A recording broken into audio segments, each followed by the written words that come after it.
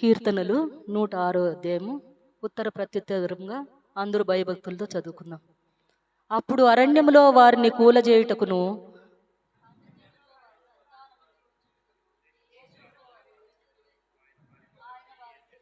మరియు వారు బయల్పేయురును హత్తుకొని చచ్చిన వారికి అర్పించిన బలిమాంసం భుజించిరి.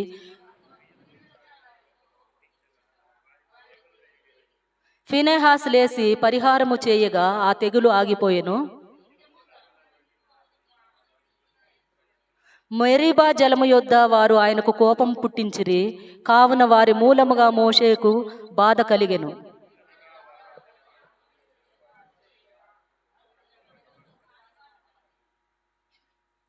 యెహోవా వారికి ఆజ్ఞాపించినట్లు వారు అన్యజనులను నాశనము చేయకపోయిరి. హల్లెలూయా. స్తోత్రం నైనా, స్తోత్రం తండ్రి. సర్వోన్నతుడా, సర్వాధికారి, జీవాధిపతి, జీవముగల నా గొప్ప దేవుడా, అద్భుతకరుడా, స్తోత్రం తండ్రి. నా ప్రభా యేసయ్య యొక్క విశ్రాంతి దినంలోనికి నా తండ్రి, నా ప్రభా యేసయ్య మమ్మల్ని నడిపించిన విధానాన్ని బట్టి దేవా మీకు వేలాది వేల కృతజ్ఞతాస్తుతులు చెల్లించుకుంటున్నాం. నా ప్రభా యేసయ్య తండ్రి, నా ప్రభా యేసయ్య ఈ రోజు నా ప్రభా మేము నా ప్రభా ఈ సన్నిధిలో చేరి నా ప్రభా యేసయ్య తండ్రి, నా ప్రభా నిన్ను ఆరాధించుటకు, మిమ్మల్ని స్తుతించుటకు తండ్రి, నా ప్రభా చెప్పబోయే కీర్తనలో నా ప్రభా యేసయ్య తండ్రి, నా ప్రభా పాటల్లోనూ మీరు ఆశీనులై ఉన్నందుకే మీకు కృతజ్ఞతాస్తుతులు చెల్లించుకుంటున్నాం తండ్రి. నా ప్రభా తండ్రి, మా దైవదాసులను కూడా నా తండ్రి మీరు నా ప్రభా యేసయ్య రెండింతల ఆత్మచేత నింపి నా ప్రభా యేసయ్య నోటిని బోరగా వాడుకొని నా తండ్రి మాకు తండ్రి ఏ బిడ్డకు తండ్రి ఏ వాక్యం అవసరమై ఉన్నదో నా ప్రభా యేసయ్య తండ్రి మీరు మాట్లాడండి అయ్యా. మీరు మాట్లాడే దేవుడు అయ్యా. మీరు మాట్లాడితే తండ్రి మా యొక్క జీవితాలను మా తండ్రి సరిచేసే దేవుడు అయ్యా. తండ్రి నా ప్రభా నీ ఆత్మచేత నింపి తండ్రి ప్రతి ఒక్క బిడ్డ నా ప్రభా యేసయ్య మీ వాక్యానికి లోబడి తండ్రి నా ప్రభా యేసయ్య తండ్రి ప్రతి ఒక్కరూ నా తండ్రి జీవితాలను సరిచేసుకొని సరిచూసుకున్నట్టుకు తండ్రి మీరు కృపణ దయచేతండి నా ప్రభా యేసయ్య. ప్రతి ఒక్కరిని నా ప్రభా యేసయ్య మీ ఆధీనంలో ఉన్నట్టుకు సహాయము చేతండి నా ప్రభా తండ్రి. నా ప్రభా వినగలిగే చెవిని, గ్రహించగలిగే మనస్సును దయచే రాజా. మీకు స్తుతులు స్తోత్రం తండ్రి నా ప్రభా యేసయ్య. దేవుడికి మహిమ కలుగును గాక. ఇప్పుడు వచ్చిన మీ అందరికీ ప్రభు యేసుక్రీస్తు నామమున వందనాలు తెలియజేస్తూ ఉంటున్నాను. హల్లెలూయా, హల్లెలూయా. దేవుని యొక్క మహాకృప, ఆయనకు అనుదినము నూతనంగా పుట్టు వాత్సల్యతను బట్టి దేవుడు మనందరినీ కూడా ప్రేమించి ఈ రోజుటి వరకు కూడా సజీవ లెక్కలో ఉంచి మరొక విశ్రాంతి దినములోనికి దేవుడు మనల్ని ప్రవేశింపజేశాడు. దేవుని విడలైనటువంటి మన జీవితాలను దేవుడు ప్రేమిస్తున్నాడు కాబట్టి మనకు ఇంత గొప్ప ధన్యత అనేటువంటిది దేవుని ద్వారా మనకు సంపాదించుకుంటూ ఉన్నాం. కాబట్టి ఆయన కృప వివిధ రకములుగా మనందరిలో కూడా విస్తరింపజేస్తూ ఉన్నాడు. ఆ కృప విస్తరింపబడుతుంది కనుకనే మనమందరము కూడా సజీవ లెక్కలో ఉండి ఓ చక్కని కుటుంబాలుగా వ్యక్తిగత ఆత్మీయ జీవితములను బలపరుచుకుంటూ దేవునితో ఈ రీతిగా మనం సహవాసము కలిగి ఉండటానికి దేవుడు మనకు సహాయం చేస్తూ ఉన్నాడు. హల్లెలూయా. ఆధ్యాత్మికంగా మనం ఎదుగుచున్నటువంటి మన వ్యక్తిగత జీవితాల్లో, కుటుంబాలలో, సంఘములో ఉన్నటువంటి ప్రతి బిడ్డ జీవితంలో కూడా దేవుడు కోరుకున్నట్టుగానే మనము బ్రతకాలి. దేవుడు ఆశించినట్లుగా ఆయన ఉపదేశానుసారంగా మనము జీవించాలనేటువంటిది మనము ప్రతి విశ్రాంతి దినమైన ఎప్పుడైనా కూడా ఏ దైవజనుడి నోటి నుండి వచ్చిన మాటలను బట్టి అయినా దేవుడు ఈ మాటల ద్వారానే మనతో మాట్లాడుతూ దర్శిస్తూ వస్తున్నాడు. ఎందుకు అంటే మనం ఉన్నటువంటి చివరి దినాలలో దేవునికి ఇష్టలుగా మనం బ్రతకాలి. దేవునిని సంతోషపెట్టేటువంటి వారముగా మనం జీవించే ఆ కృపను మనం పొందుకునేటువంటి వారంగా మనం ఉండాలి. హల్లెలూయా. చూడండి, పరిశుద్ధ గ్రంథంలో ఒక మాట వ్రాయబడుతుంది. అపోస్తలుడైన పౌలు రోమీ సంఘానికి రాస్తున్నటువంటి మాటల్లో 11వ అధ్యాయము, రోమీ రాసిన పత్రిక 11వ అధ్యాయము 16-17 వచనాలు చదువుకుందాం. 16-17. ముద్దలో మొదటి పిడికెడు పరిశుద్ధమైనదైతే ముద్దంతయు పరిశుద్ధమే. వేరు పరిశుద్ధమైనదైతే కొమ్మలను పరిశుద్ధములే. అయితే కొమ్మలలో కొన్ని విరిచివేయబడి అడవి ఒలీవ కొమ్మవై ఉన్న నీవు వాటి మధ్యన అంటు కట్టబడి ఒలీవ చెట్టు యొక్క సారవంతమైన వేరులో వాటితో కలిసి పాలు పొందిన ఎడల ఆ కొమ్మల పైన నీవు అతిశయింపకము అనేటువంటి మాటలు మనం గమనిస్తూ ఉంటున్నాం. కింద వ్రాయబడినటువంటి 18వ వచనం కూడా చదువుకుందాం. నీవు అతిశయించితివా, వేరు నిన్ను భరించుచు ఉన్నది కానీ నీవు వేరును భరించుట లేదు. ఈ మాటలు మనం గమనిస్తున్నప్పుడు ఈ రోజున పరిశుద్ధాత్మ దేవుడు వాక్యమును ధ్యానం చేసుకోవడానికి మనకు సహాయం చేయనుగాక. నా ప్రియమైనటువంటి వాళ్ళరా, వేరు పరిశుద్ధమైనదైతే కొమ్మలను పరిశుద్ధములే అనేటువంటి వాక్యమును మనం ధ్యానం చేసుకున్నాం. వేరు ఒక చెట్టు, ఆ చెట్టుకు వేరు ఉంటేనే అది భూమి పైకి ఎదుగుతున్నప్పుడు అది స్థిరముగా ఉండగలుగుతారు. భూమి పైకి ఎంత ఎత్తుకు అది ఎదగాలంటే దానికి సహాయం చేసేటువంటిది ఏంటంటే భూమి లోపలకు తన్నుకుంటూ దూసుకుపోయేటువంటి వేరు ఎంత లోపలికి వెళ్తాదో అంత పైకి ఈ చెట్టు ఎదుగుతూ వస్తారు. అయితే వాక్యం ఏం సెలవిస్తుంది అని మనం గమనిస్తే, వేరు అనేటువంటిది పరిశుద్ధమైనదే అయితే, వేరు అనేటువంటిది పరిశుద్ధమైనదైతే కొమ్మలు ఏమంటున్నాడు? పరిశుద్ధములే. వేరు కింద ఉంటుంది, ఆ చెట్టులో ఉన్నటువంటి కొమ్మలు కూడా పరిశుద్ధంగానే ఉంటాయి. మరి ఈ వాక్యములు మనం గమనిస్తుంటున్నప్పుడు కొన్ని కొమ్మలు ఏమయ్యాయి? విరిచివేయబడ్డాయి. అడవి ఒలీవ కొమ్మవై ఉన్నటువంటి నీవు వాటి మధ్యన అంటు కట్టబడితివి. ఒలీవ చెట్టు యొక్క సారవంతమైనటువంటి వేరులో వాటితో కలిసి పాలు పొందిన ఎడల ఆ కొమ్మలపైన నీవు అతిశయింపకము అనేటువంటి మాటలు మనం గమనిస్తున్నాం. నా ప్రియమైనటువంటి దేవుని బిడ్డలారా, ఈ వాక్యములు మనం గమనిస్తున్నప్పుడు వేరు పరిశుద్ధమైనదైతే కొమ్మలు కూడా పరిశుద్ధములే. ఇది ఈనాటి వాక్య ధ్యానాంశం. మీరు చాలా జాగ్రత్తగా వినాలి. వేరు పరిశుద్ధమైనదైతే, అందరూ చెప్పాలి, వేరు పరిశుద్ధమైనదైతే కొమ్మలు కూడా పరిశుద్ధములే. మరి వేరు పరిశుద్ధమైనది, కొమ్మలు పరిశుద్ధంగానే ఉంటాయి. వేరు అపవిత్రమైనదైతే కొమ్మలు కూడా అపవిత్రంగానే ఉంటాయి. అయితే కొమ్మలలో కొన్ని ఏమయ్యాయి? విరిచివేయబడి అని వాక్యంలో మనం గమనిస్తున్నాం. కొమ్మలలో కొన్ని విరిచివేయబడి, ఈ మాటలు మనం గమనిస్తే ఈ యొక్క వాక్యంలో విరిచివేయబడినటువంటి కొమ్మలు ఇజ్రాయేలు ప్రజలకు సాదృశ్యంగా మనం గమనించాలి.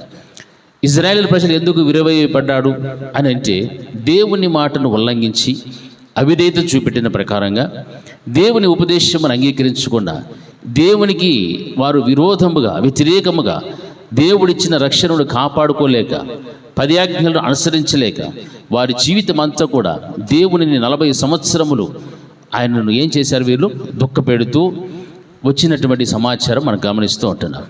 మరి ఈ విధముగా మనం గమనిస్తూ ఉంటే ఈ ఇజ్రాయేలు ప్రజలు విరువబడినటువంటి కొమ్మలకు సాదృశ్యంగా కనిపిస్తూ ఉంది. అయితే ఈ వాక్యంలో గమనిస్తే కొన్ని కొమ్మలు విరిచివేయబడి, ఆ విరిచివేయబడినటువంటి ఆ స్థలములోనికి ఎవరిని తీసుకొచ్చాడు దేవుడు అంటే, అడవి ఒలీవ కొమ్మవై ఉన్న నీవు వాటి మధ్యన అంటు కట్టబడి ఒలీవ చెట్టు యొక్క సారవంతమైన వేరులో వాటితో కలిసి పాలు పొందిన ఎడల అని చెప్తున్నాడు. ఎక్కడో ఉన్నటువంటి ఒక ఒలీవ చెట్టు యొక్క మొక్కను తీసుకొచ్చాడు. అది ఎక్కడుంది? అడవిలో ఉంది. అడవిలో ఎన్నో క్రూరమైన మృగాలు లేకపోతే జంతువులు వాటి మధ్య ఎదిగినటువంటి ఈ ఒలీవ చెట్టు యొక్క కొమ్మను తీసుకొని వచ్చి నరికి వేయబడినటువంటి ఆ కొమ్మల స్థలములో ఆ యొక్క అడవిలో ఉన్నటువంటి ఒలీవ చెట్టు యొక్క కొమ్మను తీసుకొని వచ్చి దానిని అంటు కట్టడం జరుగుతూ ఉంది. హల్లెలూయా. అంటు కట్టబడిన తర్వాత అది ఏమవుతుంది? అక్కడ సారవంతమైనటువంటి ఒలీవ చెట్టుకు అంటు కట్టబడుతూ ఉంది. సారవంతమైనటువంటిది వాక్యం అదే సెలవిస్తుంది. నీవు ఒలీవ కొమ్మవై ఉన్న నీవు వాటి మధ్యన అంటు కట్టబడి ఒలీవ చెట్టు యొక్క సారవంతమైన వేరులో వాటితో కలిసి పాలు పొందినటువంటి పరిస్థితి కనిపిస్తూ ఉంది. ఈ అడవిలో ఉన్నటువంటి ఒలీవ మొక్క ఎవరో కాదు, ఒలీవ చెట్టు విశ్వాసి అయినటువంటి మనమే. అడవిలో పెరిగినటువంటి అనగా లోకానుసారంగా జీవిస్తున్నటువంటి మనలను దేవుడు ప్రేమించాడు. నా ప్రియులు, నా జ్యేష్ఠ కుమారులు, నాకు ఇష్టమైన ప్రజలు అన్నటువంటి వారు విరివేయబడ్డారు, నరికివేయబడ్డారు. దేవునికి అవిధేయత చూపెట్టినటువంటి కారణమును బట్టి దేవుని దృష్టిలో వారు ఎంతగా దేవుని దుఃఖపెట్టిరో విసిగించిరో వాటన్నిటిని బట్టి కూడా దేవుడు వారిని చెరకు అప్పగించినట్లుగా, ఫిలిస్తీన్ల చేతిలో ఓడిపోయినట్లుగా ఈ విధమైనటువంటి మాటలు అన్నీ కూడా మనం గమనిస్తూ ఉంటున్నప్పుడు నా ప్రియమైనటువంటి వాళ్ళరా, ఎక్కడో అడవిలో ఉన్నటువంటి ఆ యొక్క ఒలీవ చెట్టు కొమ్మను తీసుకుని వచ్చి నరికివేయబడినటువంటి ఆ స్థలములో దేవుడు మనకు అవకాశాన్ని ఇచ్చాడు. మనకు దేవుడు ఒక చక్కని అవకాశాన్ని ఇచ్చి, ఇటువంటి సమయాన్ని ఇచ్చి, అందులో నుండి మనము నాశనము కాకుండా, అందులో నశించిపోకుండా, ఆ యొక్క అడవిలోనే మనము జీవితాన్ని ముగించకుండా దేవుడు ఏం చేస్తున్నాడు అని అంటే, అందులో నుండి మనల్ని తీసుకుని వచ్చి నరికి వేయబడినటువంటి ఆ యొక్క సారవంతమైనటువంటి ఒలీవ చెట్టునకు మనల్ని ఏం చేసుకున్నాడు? అంటు కట్టుకున్నాడు. హల్లెలూయా. అంటు కట్టబడిన తర్వాత ఆ ఒలీవ చెట్టు యొక్క, అడవిలో ఉన్నటువంటి ఒలీవ చెట్టు యొక్క స్థితిగతులన్నీ కూడా మారిపోవాలి. ఎందుకు పోవాలి అంటే, ఇది ఏ చెట్టుకు అంటు కట్టబడినది? పరిశుద్ధమైనది. ఏది?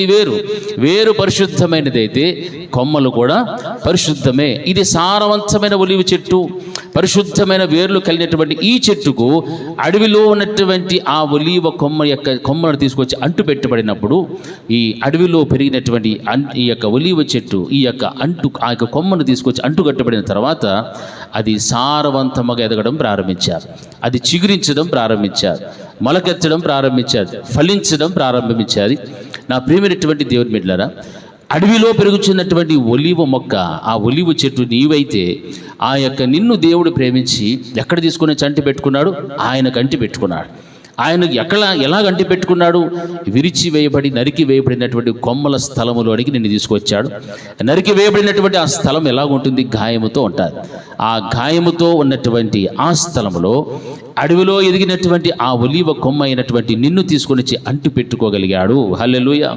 నిన్ను అంటు పెట్టుకున్నాడు కాబట్టి నీకు ఈ రోజున ఒక చిగురించేటువంటి జీవితం ఉండాలని, నీవు ఫలించేటువంటి జీవితంలో ఉండాలని, అడవిలోనే ఉండిపోయి నీవు రకరకములుగా పెరగకుండా, ఆ యొక్క అన్య మృగాల మీద మధ్య జీవించకుండా, నీవు లోకానికి సాదృశ్యమైనటువంటి అరణ్యంలో నీవు బ్రతకకుండా, నిన్ను దేవుడు అక్కడి నుండి ప్రత్యేకించుకొని ఆయనతో పాటు అంటు పెట్టుకొని జీవించడానికి ఏ దేవుడు ఇష్టపడుతున్నాడు. హల్లెలూయా. మరి అటువంటి పరిస్థితుల్లో ఉన్నటువంటి నిన్ను దేవుడు ప్రేమించాడు అని అంటే, మరి అంటు కట్టబడినటువంటి నీవు ఎలాగుండాలో తెలుసా? నేను దేవుని నమ్మాను అంటే సరిపోదు, ఆయన్ని ముట్టుకున్నానంటే సరిపోదు, ఆయన శరీరంలో నువ్వేమైపోవాలంటే కలిసిపోవాలి. హల్లెలూయా. ఆయనతో అంటు పెట్టబడిన జీవితం నీలో ప్రారంభమయ్యాది అంటే, నీవు చిగురించేటువంటి చిగురు, నీవు ఫలించేటువంటి ఫలము, ఇవన్నీ కూడా ఎలా కనిపించాలి దేవుని దృష్టికి అని అంటే, వేరు పరిశుద్ధమైనది కాబట్టి కొమ్మలు కూడా పరిశుద్ధంగానే ఉండాలి. ఒకప్పుడు నీవు అడవిలో అంటే స్వభావం, అడవిలో ఉన్నటువంటి జీవితం, అడవిలో ఉన్నటువంటి క్రియలు నీలో ఉండేటివి. మరి నీవు అంటు పెట్టబడినటువంటి పరిస్థితులు కనుక గమనిస్తే నీ జీవితం ఎలాగుందంటే, అది సారవంతమైన ఒలీవ చెట్టుకు నీవు అంటు కట్టబడినటువంటి విశ్వాసివి. హల్లెలూయా. హల్లెలూయా. అందుకే వాక్యం సెలవిస్తుంది, అయితే కొమ్మలలో కొన్ని విరిచివేయబడినటువంటి స్థితిలో నీకు దేవుడు నిన్ను తీసుకొని రాలేదు. విరవబడినటువంటి వారు ఉన్నారు. వారు ఆ యొక్క ఒలీవ చెట్టులో అంటు పెట్టబడినటువంటి వారు ఒకప్పుడు, అందులోనే తీగలుగా ఉన్నటువంటి వారు. అయితే వారందరూ కూడా విరిచివేయబడి నరికి వేయబడినారు అంటే, దేవునికి అవిధేయత చూపెట్టినటువంటి కారణమును బట్టి వారు నరికి వేయబడ్డారు ఆ చెట్టులో నుండి. మరి ఈ రోజున నిన్ను అంటు పెట్టుకున్న తర్వాత నీ జీవితంలో కూడా ఒకవేళ అటువంటి అవిధేయత, దేవుణ్ణి విసిగించడము, దేవునిని దుఃఖపెట్టడము, ఇలాంటి విషయాలు కనుక నీలో ఉంటే నిన్ను కూడా దేవుడు ఏం చేస్తాడు? పక్కన పెడతాడు, నరికి వేయబడతావు. హల్లెలూయా.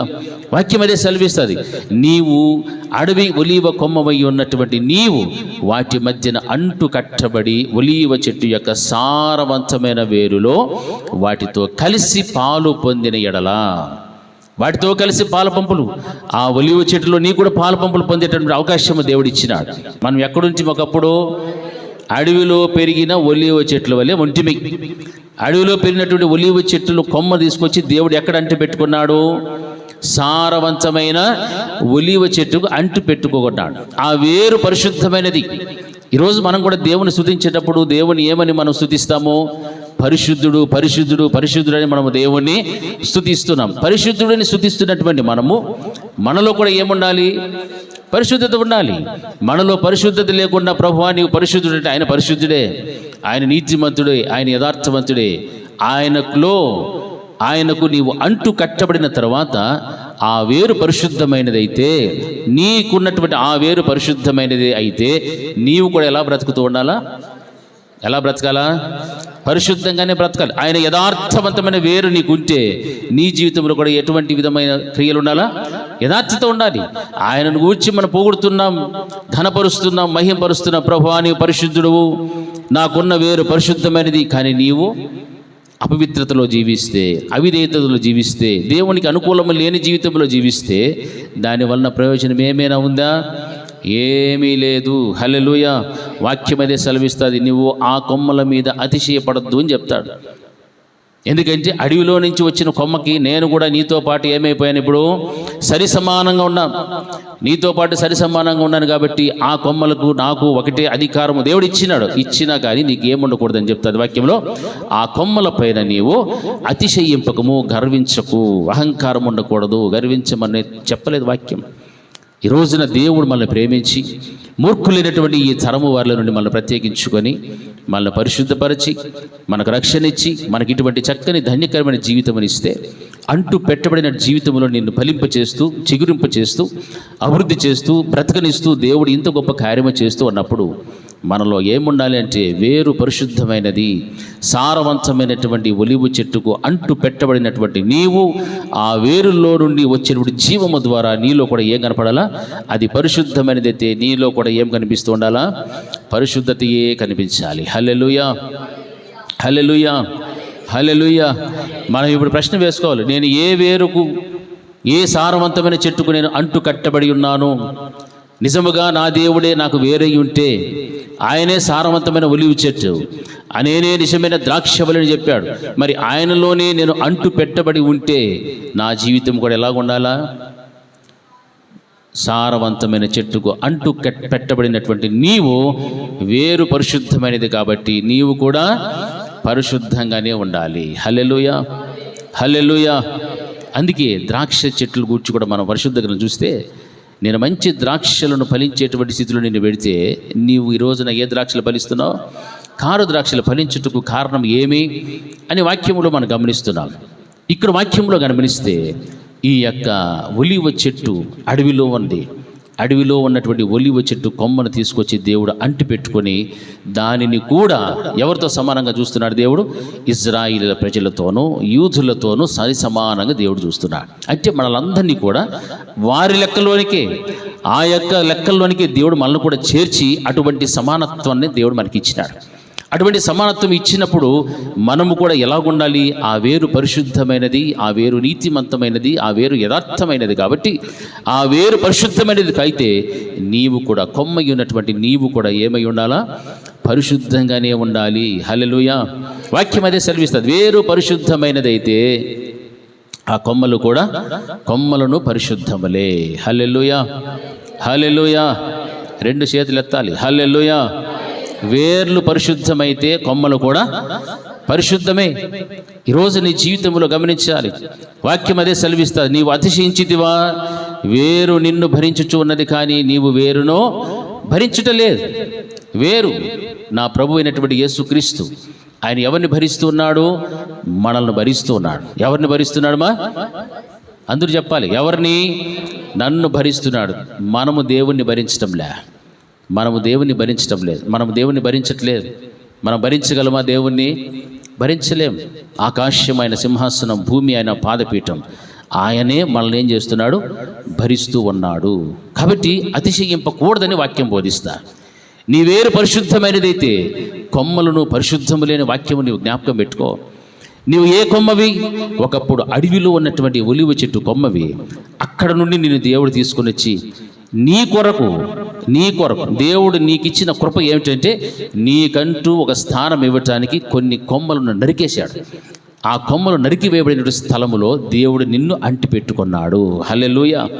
నీ కోసం కొంతమంది నరికేసినాడు దేవుడు. ఉపయోగం లేని, విధేయత లేని, ఆ యొక్క దేవునికి సంతోషపెట్టలేనటువంటి వారిని అందరినీ కూడా దేవుడు నరికి పక్కన పెట్టేస్తే ఆ పెట్టబడినటువంటి నరికి వేయబడిన గాయాల్లో నిన్ను దేవుడు తీసుకుపోయి ఏం చేసుకున్నాడు? అంటి పెట్టుకున్నాడు. హల్లెలూయా. కొత్తలో మనకి ఎలా ఉంటుంది? ఏదో అతుక్కున్నట్లుగానే ఉంటుంది. రాను రాను రాను మనం ఏమైపోవాలి? ఆయనలో కలిసిపోవాలి. హల్లెలూయా. గట్టి చెప్పాలి, హల్లెలూయా, హల్లెలూయా. ఆయనలో కలిసిపోయామనుకోండి, ఇక వేరు పరిశుద్ధమే, నీవు కూడా పరిశుద్ధమే. నీవు పరిశుద్ధంగా ఉన్నావు, చిగురిస్తూ ఉంటావు, ఫలిస్తూ ఉంటావు. కారణము సారవంతమైనటువంటి చెట్టు. అది ఆషామాషి చెట్టు కాదు, సారవంతమైన ఒలివ చెట్టును వాక్యం బోధిస్తారు. చూడండి, ఒలివ చెట్టు యొక్క సారవంతమైన వేరులో వాటితో కలిసి పాలు పొందిన ఎడల ఆ కొమ్మల పైన నీవు అతిశయింపకము అని వాక్యం బోధిస్తా. నా ప్రియమైనటువంటి దేవుని బిడ్డలారా, ఇశ్రాయేలుల ప్రజలు దేవుని బిడ్డలు, దేవుడు ఇష్టమైనటువంటి వారు, నా ప్రజలను చెప్పుకున్నటువంటి వారు. దేవుడు వారిలో ఉన్న అవిధేయతను బట్టి వారిని దేవుడు కొంతకాలము శ్రమకు గురి చేశాడు, చెరగా పంపించేశాడు. ఇవన్నీ కూడా మనం గమనిస్తున్నప్పుడు ఆ స్థలములోనికి ఇప్పుడు దేవుడు ఎవరిని తీసుకొచ్చినాడు?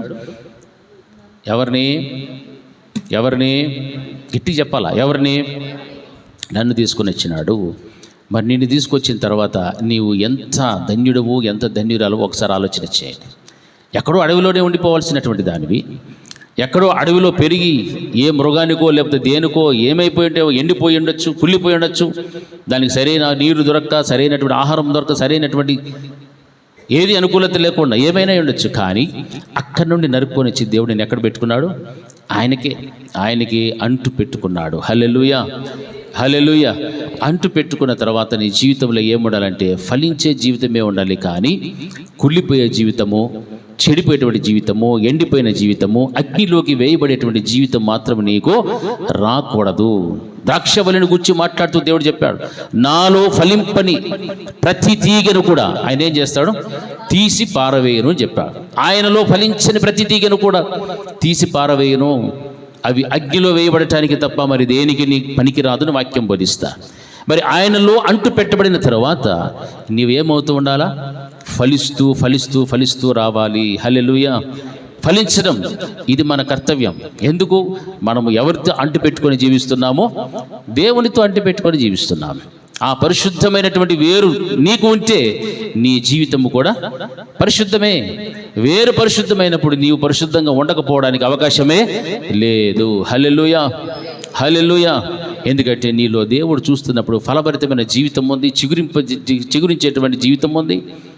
నీవు జీవము కలిగినటువంటి, బ్రతుకుతూ ఉన్నటువంటి ఒక చక్కని ఫలాలు ఇచ్చేటువంటి కొమ్మగా నీవు కనిపిస్తుంటావు ఆ చెట్టులో. ఎప్పుడైతే ఎండిపోవడం ప్రారంభిస్తావో అందులో నీకు దేవునికి సంబంధము లేదు అని అర్థం. హల్లెలూయా. నీకు నీ దేవునికి సంబంధం ఉంది, సహవాసం ఉంది అంటే ఆత్మీయతలో నీవేమవుతున్నావు? చిగురిస్తూ ఉన్నావు. చిగురింపజేసేటువంటి వాడు నీ దేవుడు. నీ కంటికి కనిపెడకుండా ఆయన కంటికి కనుమరుగైపోయి ఎక్కడో భూమిలో వేరు ఎలాగైతే తన్నుకుపోతూ ఉందో, అందులో నుంచి జీవమును పైన చెట్టుకి ఎలాగైతే ఇస్తూ ఉందో దేవుడు నిన్ను కనపరుస్తున్నాడు.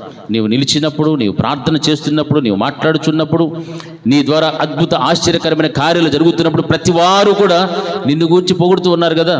ఓ ఫలానా మనిషి, ఫలానా వ్యక్తి ప్రసంగం చేస్తే చాలా బాగుంటుంది, ఫలానా వారు ప్రార్థిస్తే బాగుంటుంది, ఫలానా వారు చేస్తే అద్భుతాలు జరుగుతాయి, ఆశ్చర్యకరమైన కార్యాలు జరుగుతాయి. ఇవన్నీ ఎవరిస్తున్నారు? మన కంటికి కనుమరుగై ఉన్నటువంటి దేవుడు సారవంతమైన చెట్టులో నీకు ఇస్తున్న జీవము ద్వారా దేవుడు ఆ యొక్క క్రియలన్నీ కూడా జరిగిస్తూ ఉన్నాడు. హల్లెలూయా, హల్లెలూయా. అది మన గొప్పతనం కాదు. ఎవరి గొప్పతనము? వేరు పరిశుద్ధమైనది కాబట్టి. హల్లెలూయా. వేరు పరిశుద్ధమైనది కాబట్టి పైన ఉన్నటువంటి కొమ్మలు కూడా పరిశుద్ధములే. ఆయన క్రియలు నీ ద్వారా ఇలా జరిగిస్తున్నాడంటే ఆయన ద్వారా నీవు పొందుకుంటున్న ఆ జీవములో నుండి వచ్చేటువంటి క్రియలే ఈ రోజున లోకానికి నిన్ను దేవుడు కనపరుచుకుంటున్నాడు. నీ ద్వారా దేవుడు మహిమ పొందుకుంటున్నాడు. ఇది మనం గమనించాలి. ఇది గమనిస్తే మనలో అతిశయమైనటువంటిది ఒక్కనాటికి కూడా రాకూడదు. అతిశయమైనటువంటి రాకూడదు. నేను ప్రార్థిస్తే, నా దగ్గరకు వస్తే ఈ మాటలు ఎవరి నోట కూడా రాకూడదు. నేను ఫలానా వారి కోసం ప్రార్థన చేస్తేని, నేను మీకోసం ప్రార్థన చేస్తాను రండి, ఇట్లాంటివి ఏమీ లేదు. నువ్వు ప్రార్థన చేస్తే కార్యాలు జరుగుతున్నాయంటే నీ వెనకలు ఎవరు జరిపిస్తున్నారు? ఆయనకు చెందాలి. ఘనతలు, మహిమలు, ప్రభావములు అన్నీ కూడా ఎవరికి? ఆయనకే. నీ విశ్వాసంతో ప్రార్థన చేయి, కార్యం ఆయన చేస్తాడు. నీ మోకాళ్ళు నీ కన్నీరు కాచి ప్రార్థన చేయి, నీ జీవితంలో గొప్ప కార్యాలు చేస్తాడు. అంతేకాని నేను చేస్తే నాకు జరిగింది, నేను వస్తే నాకు జరిగింది, అవి ఏమీ కాదు. నీ వెనకన్న దేవుడు చేస్తేనే నీవు చేసినట్టు. హల్లెలూయా. ఆయన లేకుండా నీవు ఏమీ కూడా చేయలేవు. అదే వాక్యం సెలవిస్తుంది. నాలో అంటు పెట్టుకొని నాలో లేకుండా ఫలించడం అనేటువంటి అసాధ్యం. నాకు వేరుగా ఉండి మీరు ఏమీయో చెయ్యలేరు. ఇది వాక్యం. చాలామంది ఈ రోజున ఆయనకు వేరుగా ఉండి ఏమేమో చేశామని చెప్పుకుంటూ ఉంటారు. ఆయనకు వేరుగా ఉంటారు, ఏమేమో చేశాం, ఫలానా ఫలానా ఫలానా అని. దయ్యం కూడా చేస్తుంది. దయ్యమో చేస్తుందా? చేయదా? ఎందుకు చేస్తుంది చెప్పండి? ఒకప్పుడు ఆ దయ్యం ఏడునింది. ఆడుంది, అది ఆడుంది కాబట్టి ఆడ ఏమేమి జరిగేది అన్ని దానికి తెలుసు. హల్లెలూయా. దానికి అన్నీ తెలుసు కాబట్టి అన్నీ చేస్తాడు. అయితే దేవుణ్ణి అంటు పెట్టుకొని చేస్తే ఆ యొక్క చిగురించేటువంటి విధానము, ఫలభరితమైన జీవిత విధానము అది చాలా ఆశీర్వాదకరంగా ప్రత్యేకంగా కనిపిస్తారు. అయితే ఈ రోజున విశ్వాసులు కూడా దేనికి ఆకర్షింపబడతారంటే దయ్యము పని చేసేటువంటి వారికి ఆకర్షితులవుతారు. హల్లెలూయా. వేల మంది, లక్షల మంది వారిని వెంబడిస్తున్నారు. ఒకరు ఇద్దరు కాదు, వేలాది లక్షలాది మంది. ఇలాంటి చిన్న చిన్న మంది ఉన్నటువంటి వారే నిజమైనటువంటి దేవుని వైపు చూస్తూ నూతన బలము, శక్తి పొందుకుంటున్నారు. హల్లెలూయా, హల్లెలూయా. ఎందుకంటే సత్యమునకు వ్యతిరేకముగా మనం ఏమీ కూడా చేయకూడదు. సత్యం అంటే దేవుని వాక్యమే. ఆ వాక్యం మనకి ఏమైతే బోధిస్తాదో, ఏ విధంగా ఉపదేశిస్తూ ఉందో ఆ ఉపదేశానుసారంగానే మనం బ్రతకడం నేర్చుకోవాలి. కానీ వాక్యమునకు వ్యతిరేకముగా, విరుద్ధంగా మనం ఏం చేసినా ఇక్కడ వాక్యములో వ్రాయబడినట్టుగా కొమ్మలలో కొన్ని విరిచివేయబడి అన్నటువంటి స్థితిలోనికి వెళ్ళిపోవాలి. హల్లెలూయా. విరిచివేయబడేటువంటి పరిస్థితి మాత్రం మనకు రాకు. విరిచివేయబడింది ఒక్కసారి అంటే అది ఎక్కడికి పోవాలి? అది అగ్నిలోనికి తప్ప మరలా అంటు పెట్టబడే పరిస్థితి దానికి లేదు. ఎందుకంటే అది ఫలించలేదు, అందులో ఫలాలు రాలేదు, చిగురించలేదు. అది ఉన్నా ఒకటే, లేకపోయినా ఒకటి. ఎందుకు నరికివేయాలంటే మిగిలినటువంటి కొమ్మలు అవి ఏమవ్వాలని? ఫలించాలి అని. హల్లెలూయా. మిగిలిన కొమ్మలైనా ఫలించని దాని స్థలములో ఇంకొక దాన్ని అడవిలో నశించిపోతున్నప్పుడు దాన్ని తీసుకొచ్చి దీనికి అంటుకట్టి పెడితే దానికైనా ఏమొస్తుంది? చిగురిస్తుంది. అదన్నా రక్షించబడుతుంది. ఆ ఆత్మనైనా నా దగ్గరికి తీసుకొని పోతాను. దేవుడి యొక్క ప్రయాస. ఆయన చెప్పాడు కదా, నశించిన దాన్ని వెతికి రక్షించడానికి మనిషి కుమారుడు ఈ లోకానికి వచ్చాను. మరి నశించిన దాన్ని ఎక్కడైతే ఉందో వెతికి వెతికి వెతికి పట్టుకొస్తున్నాడు. అడవిలో ఉన్నట్టు దాన్ని నరికి తీసుకొని వచ్చి ఆయన కంటి పెట్టుకున్నాడు. హల్లెలూయా, హల్లెలూయా. అంత గొప్ప కృపను పొందుకొని చూడండి. పరిశుద్ధ గ్రంథంలో మనం చూస్తే ఎఫెసీయులకు రాసిన పత్రికలో 2వ అధ్యాయం 11-13 వచనాలు గమనిస్తే మునుపటి మన జీవితాన్ని గూర్చి, ఆ తర్వాత జీవితమును గూర్చి అక్కడ మనకు స్పష్టంగా వ్రాయపడుతుంది. మునుపు దూరస్తులుగా ఉంటిమి, ఇప్పుడు క్రీస్తు యేసునందు క్రీస్తు రక్తము వలన సమీపస్తులై ఉన్నారు. హల్లెలూయా, హల్లెలూయా. మునుపు శరీర విషయములు అన్యజనులుగా, దేవునికి దూరస్తులుగా బ్రతికినటువంటి వారమే. అయితే నజరేయుడైనటువంటి యేసు క్రీస్తు ప్రభుల వారు మన కొరకు చిందించినటువంటి ఆయన యొక్క అమూల్యమైనటువంటి రక్తము ద్వారా అదే ప్రభుల వారికి, అదే క్రీస్తు నందు మనం ఇప్పుడు ఏమైపోయి ఉన్నామో ఆయనకు సమీపస్తులమై ఉన్నాము. హల్లెలూయా. ఒకప్పుడు అడవిలో ఉన్నటువంటి ఒలివ చెట్టును పోలినటువంటి మనలను దేవుడు ప్రేమించి మనకు ఇటువంటి చక్కని అవకాశంనిచ్చి ఆయనతో అంటు పెట్టుకున్నాడు అంటే ఆయనకు మనం ఏమైపోయినాం? ఇప్పుడు సమీపస్తులము. ఒకప్పుడు శరీర విషయములో అన్యజనుల వల్లే బ్రతికాం, దేవునికి దూరస్తులుగా బ్రతికాం. దేవుడు అంటే ఎవడో తెలియదు, ఎన్నో పాప శాప కార్యాలు మనం చేస్తూ ఉంటిమి. అయితే దేవుని యొక్క రక్తము ద్వారా మరలా దేవుడు మనల్ని ఏం చేసుకున్నాడు? దగ్గరకు చేర్చుకున్నాడు. హల్లెలూయా, హల్లెలూయా. దగ్గరకు చేర్చుకున్నాడు. కాబట్టి ఈరోజు నువ్వు దేవుని మందిరంలో ఇలా కూర్చొని ఉన్నావు. హల్లెలూయా. నిన్ను కనుక దేవుడు ప్రేమించకుండా ఉంటే నీకు ఈ రక్షణ లేదు, నీకు ఈ భాగ్యవంతమైన జీవితము లేదు, ఇటువంటి ధన్యత లేదు, దేవుని ఆరాధించే కృప నీకు లేదు, దేవుని సన్నిధిలో ప్రార్థించే కృప నీకు లేదు, దేవుడిని వేడుకునే కృప నీకు లేదు. కారణం ఏమిటినంటే ఒకప్పుడు శరీర విషయంలో నీవు అలాగ ఉంటివి, ఒకప్పుడు నీ పూర్వీకుల జీవితాలు అలాగ ఉండేటువంటివి. అయితే దేవుడు మనల్ని ప్రేమించి అద్వితీయ కుమారుడైన యేసుక్రీస్తు ప్రభుల వారిని ఈ లోకానికి పంపించింది. ఎందుకంటే ఆయన రక్తము ద్వారా మనకు రక్షణ, విమోచన, ఆయన ఎంతకు దగ్గరగా సమీపించడానికి దేవుడు మన కృప దయచేశాడు. సమీపించినటువంటి నీలో, అంటు కెట్టబడినటువంటి నీలో ఏముండాలంటే వేరు పరిశుద్ధమైనది కాబట్టి కొమ్మలు కూడా పరిశుద్ధంగానే బ్రతకాలి. హల్లెలూయా, హల్లెలూయా. చాలామంది జీవితాల్లో వేరు దేవుడిదే పైన, కానీ కొమ్మలు మాత్రము పరిశుద్ధంగా కనిపించవు, చిగురించడం లేదు, ఫలభరితముగా కనిపించడం లేదు. ఆకులు కలిగినటువంటి అంజూరపు చెట్టు వలె మిగిలిపోతూ ఉన్నారు. అంజూరపు చెట్టును దేవుడు శపించాడు, నీలో ఆకులు తప్ప ఫలాలు ఏమి లేవని. ఆయన ఆకలి కొన్నప్పుడు ఫలభరితమైన జీవితం మనలో ఉంటేనే ఆయన ఆకలి తీర్చుకుంటాడు. ఈ రోజున ఆకులు మాత్రమే నీలో ఉన్నాయి, ఫలాలు లేవునంటే నీలో శరీర కార్యములు ఉన్నాయి. ఈర్ష్యలు, అసూయలు, కక్షలు, ఒకరి మీదకి ఒకరు జగడములు, కొండెములు, జనం మీదకి జనం, ఈ విధమైనటువంటి కార్యాలు నీలో ఉన్నాయి. కారణం ఏమిటంటే ఆకులు కలిగినటువంటి అంజూరపు చెట్టులాగా నీవు బ్రతుకుచూ ఉన్నావు. కాబట్టి ఆయన ఆకలి కొని వచ్చినప్పుడు నీలో ఫలములు లేకపోతే ఆత్మ ఫలాలు అనేవి నీలో లేకపోతే, ఫలించకపోతే, ప్రేమ, సంతోషము, సమాధానం ఇవన్నీ ఉన్నాయి కదా, ఇవి ఏవి కూడా నీలో కనపడకపోతే ఆయన నిన్ను శపించి వేస్తాడు. ఈ రోజున ఎంతమంది కుటుంబాలలో సమాధానము లేక, సంతోషము లేక, ఇరుగు పొరుగు వారి మధ్య సమాధానము లేదు, సంతోషము లేదు, అన్యాయము, అక్రమం ఇటువంటివన్నీ కూడా జరిగిస్తూ ఉన్నారు. నీ వేరు పరిశుద్ధమైనదైతే నీవు కూడా పరిశుద్ధంగానే జీవించాలి. నీ వేరు పరిశుద్ధమైనది నువ్వు చెప్తున్నావు, నా దేవుడు పరిశుద్ధుడు, నా రక్షకుడు, విమోచకుడు అని గొప్పగా పొగుడుతున్నావు. కొమ్మయ్య ఉన్నటువంటి నీవు పరిశుద్ధంగా బ్రతుకుచున్నావా? ఒక్కసారి ఆలోచన చేయి. అడవిలో ఉండాల్సిన నిన్ను దేవుడు తీసుకొచ్చి అంటి పెట్టుకున్నాడు కదా, మరి నీలో ఫలించేటువంటి జీవితం లేకపోతే నరికివేయబడవలసిన పరిస్థితులు ఎదురవుతాయి. హల్లెలూయా. వాక్యం అదే సెలవిస్తారు, శరీర విషయంలో అన్యజనులుగా మీరు ఉంటారు, దేవుని ఎరగనటువంటి పరిస్థితుల్లో ఉంటారు. అయితే క్రీస్తు రక్తము వలన మీరేమై ఉన్నారు? ఇప్పుడు ఆయనకు సమీపస్తులైపోయారు. వాక్యం అదే సెలవిస్తోంది. ఇర్మియా గ్రంథం 11వ అధ్యాయం 16-17 వచనాలు కూడా గమనిస్తే, అది చక్కని ఫలములు కలిగినటువంటి పచ్చని ఒలీవ చెట్టుని యెహోవా దానికి పేరు పెట్టినాడు. అయితే దాని పరిస్థితి ఎలాగైపోయాదో చూడండి ఒకసారి. యెహోవా నీకు పేరు పెట్టెను, గొప్ప తుఫాను ధ్వనితో దాని మీద మంట పెట్టగా కొమ్మలు విరిగిపోచున్నవి. ఇశ్రాయేలు వంశస్థులను, యూదా వంశస్థులను కోపము పుట్టించుట చేత తమంతట తామే చేసిన చెడుతనమును బట్టి యెహోవా హల్లెలూయా, గట్టి చెప్పండి హల్లెలూయా. చూసారా, ఇశ్రాయేలులకు, యూదా ప్రజలకు దేవుడు వారిలో ఉన్నటువంటి ఆ విధేయతను బట్టి, దేవునికి కోపమును పుట్టించినటువంటి విధానమును బట్టి దేవుడు వారి మీద ఏం కలిగి ఉన్నాడు? కోపం పుట్టించిందా లేదా? కోపం వచ్చిందా లేదా? దేవునికి చెప్పాలి, వచ్చిందా లేదా? ఎందుకు వచ్చింది? వారు దేవునికి ఏం పుట్టించినారు? కోపాన్ని పుట్టించారు.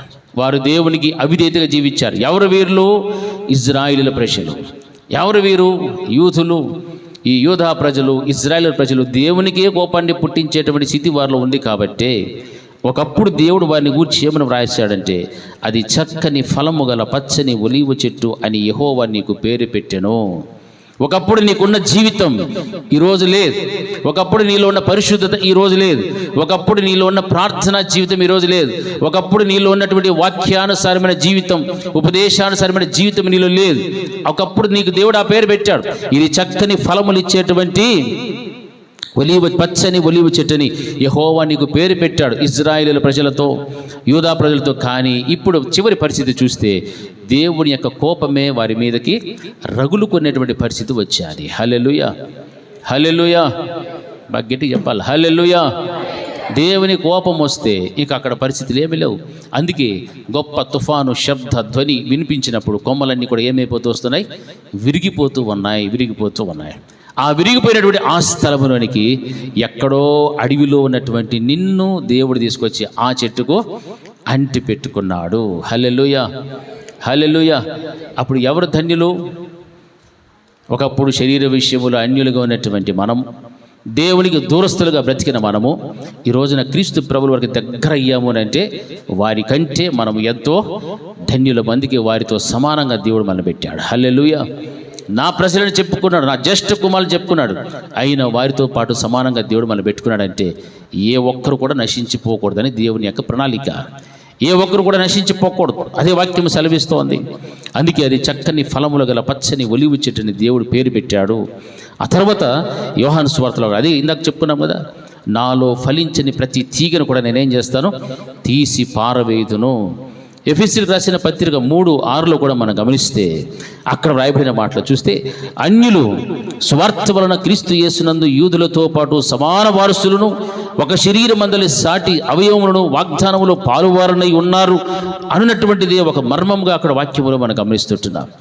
ఏది ఆ మర్మము అనంటే, అన్యులు స్వార్థ వలన క్రీస్తు యేసునందు యూదులతో పాటు సమాన వారసులను, ఒక శరీరమందలి సాటి అవయవములను వాగ్దానముతో పాలువారునై ఉన్నాము అన్నటువంటిదే ఈ మర్మముగా కనిపిస్తున్నది. హల్లెలూయా, హల్లెలూయా.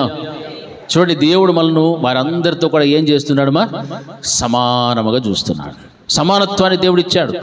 నువ్వు అన్యుడవు, నీవు అడవిలో నుంచి వచ్చిన దానివి, నీవు అపరిశుద్ధుడవు, శరీరమును బట్టి చూస్తే నీవు అన్యుడవు, నీకు ఎటువంటి యోగ్యత అర్హత లేదు అని దేవుడు మనల్ని వేరు చేయలే, వారితో పాటు సమానముగా మన చేస్తూ ఉన్నాడు. హల్లెలూయా. అందుకే ఒక శరీరమందలి సాటి అవయవములను వాగ్దానములో పాలువారునై ఉన్నారు అనున్నటువంటిది ఈ మర్మము అని చెప్తున్నాడు దేవుడు. హల్లెలూయా. వాగ్దానములో కూడా మనం ఏమై ఉన్నాము? పాలివారమే. ఇజ్రాయేలుకు దేవుడు ఇచ్చిన వాగ్దానములో మనము పాలిభాగస్తులమే. ఆ యూదులతో పాటు మనము కూడా సమానమైనటువంటి వాళ్ళమే. ఎవరు మనము? అడవిలో పెరిగినటువంటి ఒలివ చెట్టు పోలినటువంటి వాళ్ళం, లోకములో అన్యులుగా బ్రతికిన వాళ్ళం, శరీరమును బట్టి చూస్తే దేవునికి దూరస్థులం, అన్యజనులం. అటువంటి వాళ్ళైనటువంటి మనలను దేవుడు ప్రేమించి ఆ యొక్క వాగ్దానములో కూడా పాలివారునిగా చేశాడనంటే, మరి నీవు అడిగినప్పుడు, నీవు దేవుని యందు భయభక్తులు కలిగి జీవించినప్పుడు, దేవుడు నీతో మాట్లాడే ప్రతి వాగ్దానము కూడా నిన్ను బట్టి, నీ కుటుంబాన్ని బట్టి నీకు దేవుడు ఆ వాగ్దానమును నెరవేరుస్తాడు. హల్లెలూయా, హల్లెలూయా.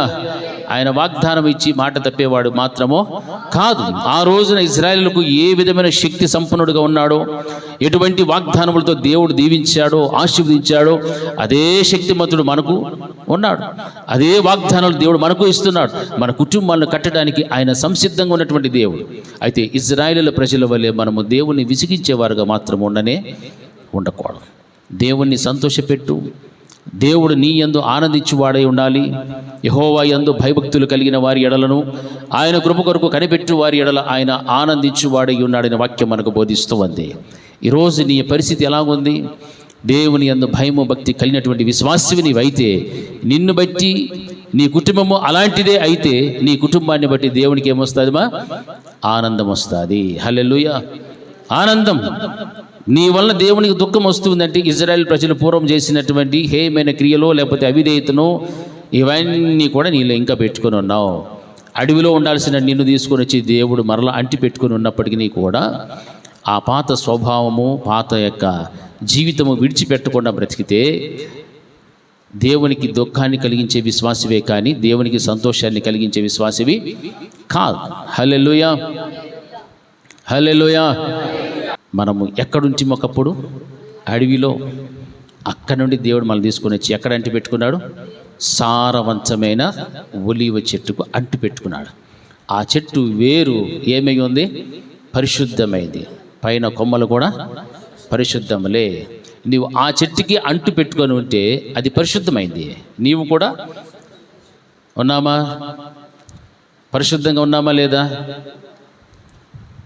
ఏం నోరు తెర్రా అంటే మనలో ఇంకా ఆయనలో ఆ వేరులో ఉన్నంత పరిశుద్ధత ఇంకా లోపల బయటికే, అది ఎప్పుడో వేరు తన్ని లోపలికి వెళ్ళిపోయాది. దేవుడు నిన్ను భరిస్తూ ఉన్నాడు, నీకోసం ప్రాణం పెట్టాడు, నీకోసం మరణించినాడు. గాయాలు, శరీరం అంతా గాయాలు, రక్తం స్రవించి రక్తం ముద్దలాగా మారినాడు. పైన కొమ్మకు నీకు జీవం ఇచ్చినాడు, జీవితాన్ని ఇచ్చినాడు, బ్రతకనిస్తూ ఉన్నాడు, అన్నీ ఇచ్చినాడు. అయితే అందులో చిగురించేటువంటి స్థితి నీకు లేకపోయినా, ఫలించే స్థితి నీకు ఇంకా రాలేదునంటే మనకు ఎంత సిగ్గుచేటు. అవునా కదా? వేరు పరిశుద్ధమని చెప్పుకుంటున్నావు. ఒకప్పుడు దేవుడి యొక్క బిడ్డలుగా లేము, దేవుని ప్రజలుగా లేము. అయితే దేవుడు ప్రేమించి అక్కడి నుంచి తీసుకొని వచ్చాడు కదా ఇక్కడికి.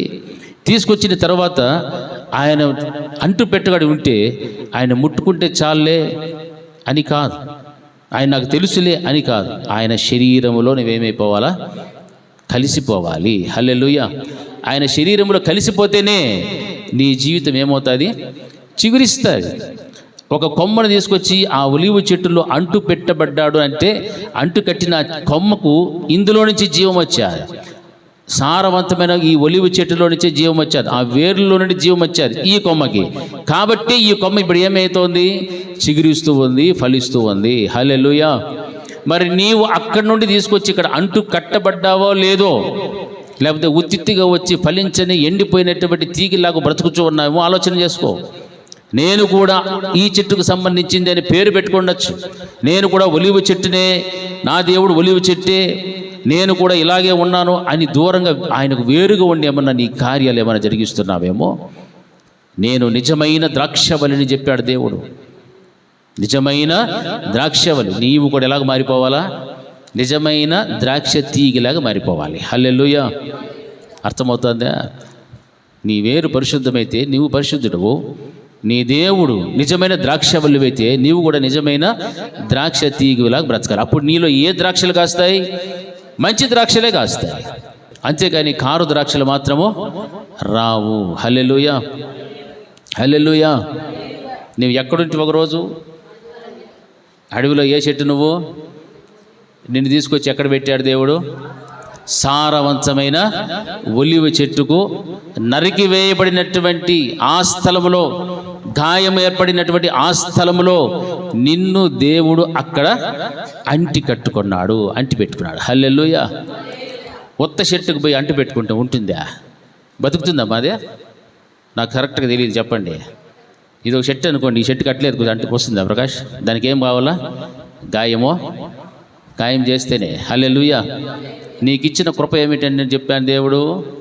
దేవుడేం చెప్పాడు? నీకు ఇచ్చిన కృప అడవిలో నిన్ను తీసుకొచ్చి నీ కోసం కొన్ని కొమ్మలను నరికి అక్కడ ఏర్పడిన గాయాల మధ్యలో తీసుకొచ్చి నిన్ను దేవుడు పెట్టి అక్కడ అంటు కట్టుకున్నాడు. హల్లెలూయా.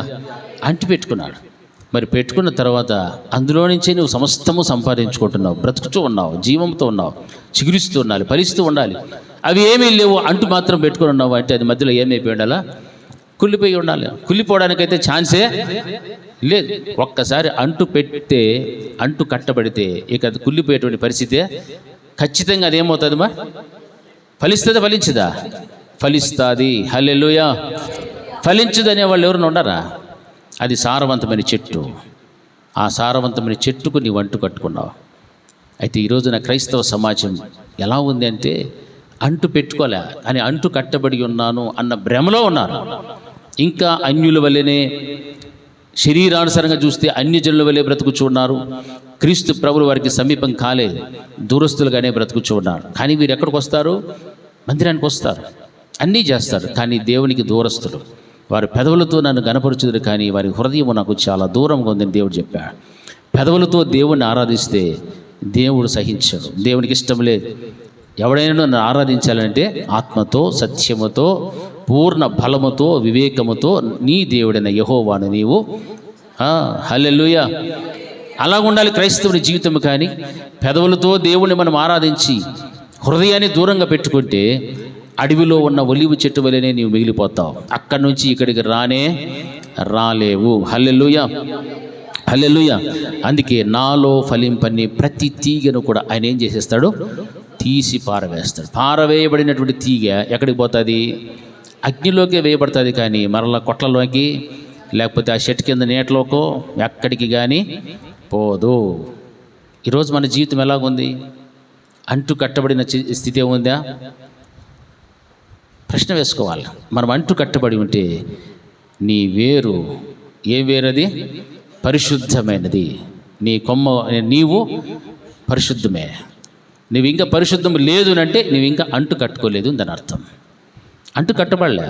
నీ జీవిత విధానం ఎలాగుందో అలాగే ఉంది. నీ శరీరమును ఎంత ప్రేమిస్తున్నావో అలాగే ఉంది. శరీరాన్ని ప్రేమించే విషయంలో మనం గమనిస్తే లోపలికి పోయే ఆహార విషయంలో కానీ, బాహ్య ప్రపంచాన్ని కనిపించేటువంటి దేహం విషయంలో కానీ ఒక్కొక్కరు ఎంత శ్రద్ధ తీసుకుంటారు? ఎన్ని గంటలు తీసుకుంటారు ఒక రోజుకి? నా మాట మీకు అర్థం కదా. లోపలికి పోయే దానికోసము, ఈ బాహ్య ప్రపంచాన్ని కనిపించే ఈ దేహం కోసము ఎంత సమయం కేటాయిస్తారు? లెక్కలేసుకోండి. తెల్లారి నిద్ర లేచినప్పటి నుంచి రాత్రి పడుకునేందుకు ఎంత సమయం ఇస్తారు? అసలు సమయం అంతా దానికే కదా మనం పెట్టేది. ఇంకా దేవునికి ఏమి ఇస్తాము? అందుకే అంటు కట్టబడలే. అంటు కట్టబడితేనే నీవు నీ దేవునిలో పూర్తిగా ఏమైపోతావు? కలిసిపోతావు. అలా కలిసిపోలేని బ్రతుకు నీకు ఇంకా ఉంది అంటే అంటు కట్టబడ్డానన్న భ్రమలోనే బతుకుతున్నావు. అంటు కట్టబడలే. అడవిలో నుంచి తెచ్చింది ఎందుకు నిన్ను? ఆ క్రూర మృగాల మధ్యలో ఎదిగి నశించిపోతావు, కుళ్ళిపోతావు, ఎండిపోతావు అని అక్కడి నుంచి దేవుడిని తీసుకొని వస్తే ఇంకా నువ్వు అంటు కట్టబడకుండా, ఫలించకుండా, చిగురించకుండా అలాగే బ్రతుకుతున్నావు. అంటే నీ దేహమునకు, నీ ఆహారానికి నువ్వు ఇచ్చేటువంటి సమయం కంటే దేవునికి ఒక్క క్షణము కూడా నీవు ఇవ్వడం లేదు. ప్రార్థన అంటే కూడా మనకేమొస్తుంది? నిద్ర వస్తుంది. వాక్యం అంటే నిద్ర వస్తుంది. మందిరం అంటే అలసట వస్తుంది. పనులు గుర్తుకొస్తాయి, వారు గుర్తొస్తారు, వీరు గుర్తొస్తారు, ప్రయాణాలు గుర్తొస్తాయి, అన్నీ వస్తాయి. కానీ దేవుడు అంటే నీకు ఎందుకు ఇంత నిర్లక్ష్యం అంటే నువ్వు ఇంకా అంటు పెట్టబడినటువంటి స్థితిలో లేవు. కాబట్టి హల్లెలూయా. అంటు కట్టుకో. అడవిలో ఉన్న స్థితిని దేవుడు తీసివేస్తాడు. ఎన్నో నిందలు, అవమానములు, హేళన చేస్తున్నటువంటి వారు ఎంతోమంది ఉన్నారు. ప్రభువా అని నువ్వు ప్రార్థన చేస్తున్నావు. అయితే నువ్వు నిజమైనటువంటి విశ్వాసవి అయితే నువ్వు ఎట్లా ఉంటావు తెలుసా? నాకు కూడా ఒక వేరు ఉంది. హల్లెలూయా. నాకు కూడా ఒక వేరు ఉంది. ఆ వేరు పరిశుద్ధమైనది. ఆ వేరు నన్ను జీవింపజేస్తుంది. ఆ వేరు నన్ను బ్రతకనిస్తుంది. ఆ వేరు నన్ను నాకు కావలసిన సంతోషము, సమాధానం ఇస్తుంది. ఆ వేరు ద్వారానే నా ఆత్మీయ ఎదుగుదలైనటువంటిది ఉంటుంది. లోకము నన్ను ఎంత నిందించినా, అవమానము చేసినా, హేళన చేసినా, శోధనలోకి నెట్టివేసినా నాకున్న వేరు చాలా బలమైనది. హల్లెలూయా. ఆ వేరు ఎటువంటిదంటే అది పరిశుద్ధమైన వేరు. కాబట్టి నేను పరిశుద్ధంగానే జీవిస్తా. పరిశుద్ధమైన కొమ్మగానే నేను ఉంటాను. నా వేరు పరిశుద్ధము, నేను కూడా పరిశుద్ధమే. అపవాదైన సాతానుడు ఎన్ని రీతులుగా కూడా నిన్ను హింస పెట్టినా, శోధించినప్పటికీ కూడా నీవు కలిగి ఉన్న పరిశుద్ధత లోకానికి కనపడుతూనే ఉంటుంది, కనిపిస్తూనే ఉంటుంది. ఎప్పుడు? ఎందుకునంటే నీవు ఎందులో అంటు కట్టబడ్డావంటే సారవంతమైన ఒలీవ చెట్టుకు అంటు కట్టబడినటువంటి విశ్వాసివి. హల్లెలూయా. అడవిలో నుండి దేవుడిని తీసుకొచ్చి అంటు కట్టుకున్నది. అందుకే నువ్వు చిగురించాలని, ఫలించాలని, ఆ చిగురించే జీవితం కోసమే దేవుడు ఎదురు చూస్తున్నాడు. ఫలించే జీవితం కోసమే నిన్ను అంటు కట్టుకున్నాడు. కానీ నిన్ను అలాగ వదిలిపెట్టడానికైతే మాత్రమో కాదు. నశించిపోయేటువంటి నిన్ను దేవుడు రక్షిస్తూ ఉన్నాడు. ఇప్పటికైనా మన కన్నులు తెరవాలి. ఇప్పటికైనా మన పరిశుద్ధత లేకపోతే పరిశుద్ధతలోనికి రావడానికి ప్రయాసపడాలి. నేను అంటు కట్టబడలేదేమో, అందుకే నేను ఇంకా చిగురించబడలేదు, అందుకే నేను ఇంకా ఫలించలేదు, అందుకే నేను జీవము కలిగినటువంటి పచ్చని ఒలివ చెట్టు వల్ల నేను బ్రతకలేకపోవచ్చు ఉన్నాను. దేవుడు మన భరిస్తున్నాడని వాక్యం సెలవిస్తుంది కదా. ఆ వాక్యంలో చూడు, నీవు అతిశయించవద్దు, వేరు నిన్ను భరించుచున్నది కానీ నీవు వేరును భరించుటలేదు. నీవు భరించడంలో వేరే నిన్ను భరిస్తూ ఉంది. ఆ వేరు ఎవరో కాదు, నజరేయుడైన యేసుక్రీస్తు. హల్లెలూయా. హల్లెలూయా. ఆ క్రీస్తు యేసు ప్రభుల వారు నిన్ను భరించాడు, నన్ను భరించాడు, నీ కుటుంబాన్ని, నా కుటుంబాన్ని, భూమి మీద ఉన్న ప్రతి మనిషిని కూడా ఆయన భరిస్తూనే ఉన్నాడు. మనుషుడు దేవుణ్ణి భరించడానికి అవకాశం లేదు, భరించలేడు, వానికి శక్తి చాలదు. దేవుడు సర్వశక్తిమంతుడు, సర్వోన్నతుడు, సార్వభౌముడైనటువంటి ఆ దేవుడు మనల్ని భరిస్తున్నాడు. మనలో అతిశయమైనటువంటి ఉండకూడదు.